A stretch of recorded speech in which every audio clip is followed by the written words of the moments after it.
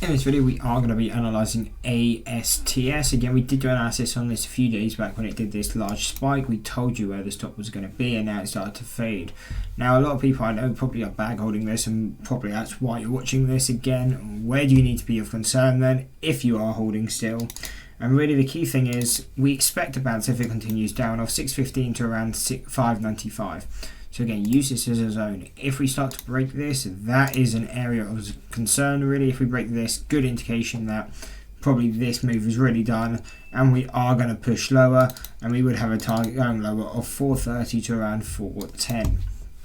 If we break that, we're then looking at 225/250 with a final level at 50 cents and 75. Again, 75 cents, is that all that likely? Probably not.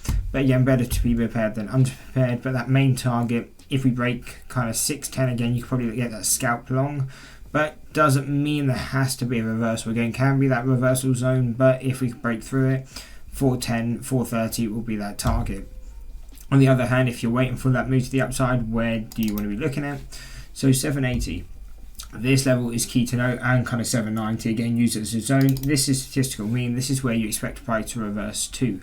So if your average is somewhere below here, again that's a good thing, because coming into this level you can get out of really the bulk of the position coming into this statistical mean, because again this is what is considered fair value. So a lot of the times you'll come back, test this level and just start to fade down, but really holding at this level is really more of a gamble. It's much safer to wait for direction and play direction, or reverse whatever you play, but being in at fair value is usually just a big risk.